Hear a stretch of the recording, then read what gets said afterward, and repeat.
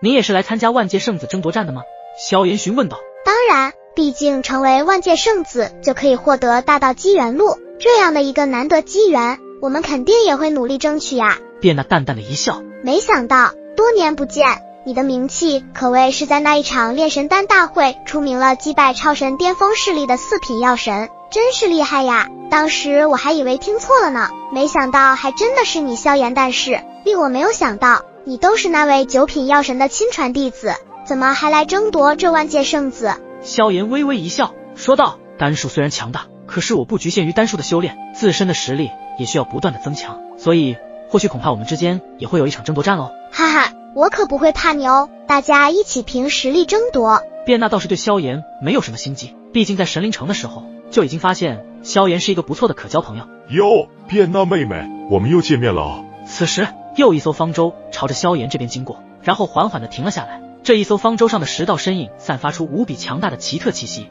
他们的其目光投射同一个地方而去，他们看的不是萧炎，而是萧炎另一艘方舟上的那位卞娜。当看到这些身影的时候，卞娜直接没好气的看都不想看到他们。此时这艘方舟上的一位男子穿着一身洁净的白袍，长发用玉冠束起，整个人散发出一股不染尘埃的气息，他就那样静静地站在甲板之上，如同一株雪莲，清雅淡然而又高贵无双。他正是天机岛的神骄天风，他乃是一位风流人物，只要被自己看上的女子就会被惦记，想方设法的追到手得到手，之后又会彻底的甩了这些被玩过的女子。哎呦，卞娜妹妹竟还是如此有个性，那我可就更喜欢了。说着，这位天机岛的神骄天皇露出了他那猥亵的神情，看了看身材极美的卞娜。恶心，你再看就把你的眼珠子挖了，看着就让人反胃想吐。无奈之下，卞娜也只好立马呵斥出声，她真的对天机岛的人都没有任何的好感，并且他们天机岛的野心是想要将整个天海中的资源霸占吞噬，所以乾坤岛与天机岛的关系一直不好，常年都有着一些明暗的争夺。加上这一点，卞娜是更不能答应对方。呵呵，我不着急，既然现在不答应，总有一天卞娜妹妹会答应我的追求。天机岛的天皇直接对着卞娜做了一个暧昧的手势，然后看了一眼萧炎，便是行驶着方舟离开这里，朝着另一处区域驶去。真是恶心，女子子还把主意打到了我的身上。进入万界圣子争夺战中，必须亲手击败这天皇。带着天机岛的人离开后，卞娜则是一脸晦气的沉声道，萧炎也只是看看，并没有多说什么，毕竟这种事情他也不好去管，毕竟吴雪都还在身边呢，如果插手别人这样的事情，怕会引起误会。轰轰，虚空中传来一艘超级方舟撕裂空间的声音，随后只见洁白无瑕的巨大方舟出现在了众人的视野中。随着一艘方舟的出现，那甲板上的10道身影气息震慑全场，威力无比的强大。其中一道身影缓缓上前，此人面无表情，一双深邃如无底洞的眼眸揭示了他蕴含的恐怖力量。他的头发是白色的，身着青色长袍，袍身上绣有复杂的符文，随着他的行动，符文似乎在闪烁着微弱的光芒。感受到这位青袍的男子那身上的恐怖神力波动，怕是至少也是8重天位神了。同时在这位青色长袍男子的身边还有一位女子，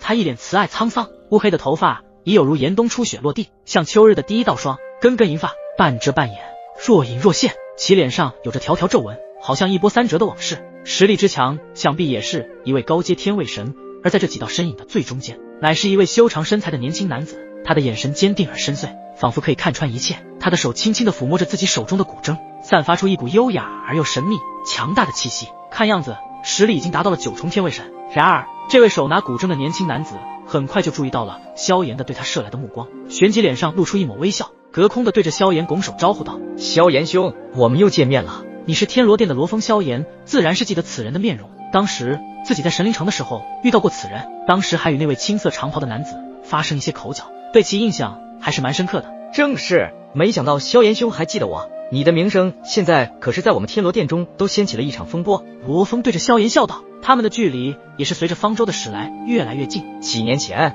萧炎兄在炼神丹大会中施展出惊人的炼药天赋，就连我们天罗殿的4品药神卓天子炼制出一枚高阶9分精纯度神之4品丹药罗恶神丹都没能胜出，由此可见萧炎的炼药之术已经达到了非常恐怖的层次。闻言，萧炎则也是礼貌性的回答了一声，道，罗峰兄真是抬举我了，我那也只是运气好一点罢了。呵呵，萧炎兄还真是谦逊啊，不愧是获得炼神丹大会的第1名人选，更是成为了9品药神的亲传弟子，就连我都有些羡慕啊。罗峰一笑，说实在话，他的确对于萧炎的炼药之术有着羡慕之意，更是成为了那位炼药界中的9品药神亲传弟子，拥有这样的资源谁会不羡慕。萧炎也是淡淡一笑，也并未否认，因为炼神丹大会的事迹恐怕已经不仅仅传到天罗殿之中，而是诸神万界中，萧炎的名字已经传荡开来了。那么萧炎兄，虽然你的炼药之术很强，可是万界圣子争夺战可不是靠单数就能够获胜，所以届时如果我们遇见，我也不会手下留情哦。罗峰也是直接对着萧炎果断地说道：“罗峰兄，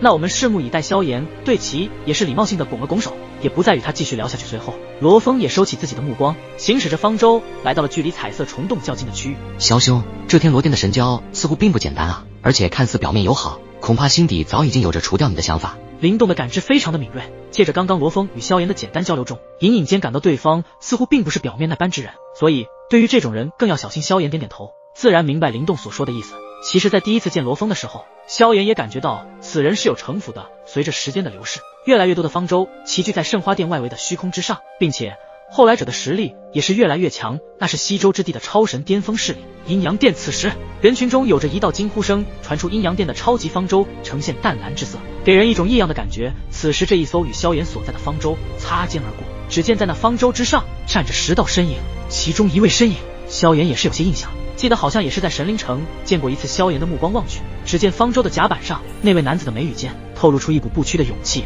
和淡然一切的悠然，犹如万年冰川般冷静的面容，与那独特的灰蓝色眼眸交相辉映，构成了一种既矛盾又和谐的独特魅力，同时散发出无比奇妙的气息。这股气息仿佛能够穿透一切的力量，就算是萧炎都感觉到这位来自阴阳殿的男子实力恐怕极其不简单。吴雪，你知道这阴阳殿的信息吗？萧炎望着已经离去的阴阳殿方舟，便是对着一旁的吴雪询问道。这阴阳殿虽然也是超神巅峰势力之一，可是他们的行踪非常的低调与神秘，甚至他们的底蕴也是非常的古老悠久，就连我们丹神塔也与阴阳殿接触不多，所以更多具体的信息我也不太清楚了。吴雪回答道。这阴阳殿的确收集到的信息很少，也不知道他们在这一次万界圣子争夺战中将会爆发出什么样的惊人力量，但绝对是一个非常强大的对手。萧炎闻言有些出人意料，心里暗自道，没想到这阴阳殿的来历如此神秘，就连丹神塔都没能收集到具体的信息，看来这些超神巅峰势力的确有些东西，看来都要提防这些超神巅峰势力的神交了。记得当时炼神丹大会的时候，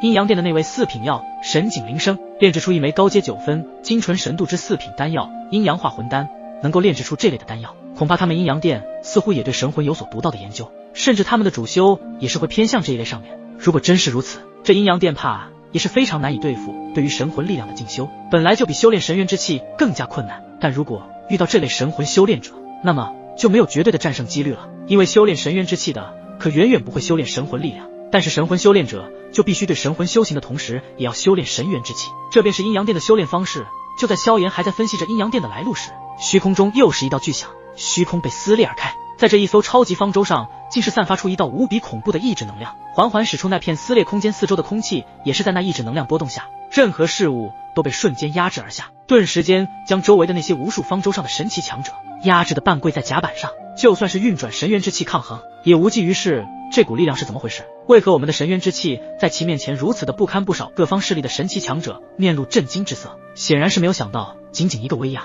就让他们无法反抗，对方究竟是何方神圣？当然萧炎、林动、沐尘等人也是在这第一时间感受到了来自对方的恐怖威压，但是他们的超级方舟拥有着特殊能量作为防御罩，可以在短时间内暂时抵御住对方的这股可怕的压迫感。郭九牧大师兄眉头也是在这一刻微微紧缩起来，因为这股力量他倒是非常的熟悉，嘴中的声音变得低沉，喃喃道：这股能量是北周的意志，也称之为周心意志。周心意志，众人一听也是带着一丝震惊，他们对周心意志的力量有所了解，但是一般来说，这周心意志只有超神巅峰势力之主才拥有的一项技能，可是现在这突然出现的超级方舟之中，竟然也有神奇领悟到了周心意志这等恐怖的技能。看其方舟的特别风格，如果我没猜错的话，应该是来自北周之地的超神巅峰势力神罗殿。郭九牧大师兄在观察了片刻之后，也是推测出了对方的身份。神罗殿吗？萧炎、林动、沐尘等人的双眸微微一眯，打量着神罗殿方舟之上的那10道身影，但是在这10道身影之中，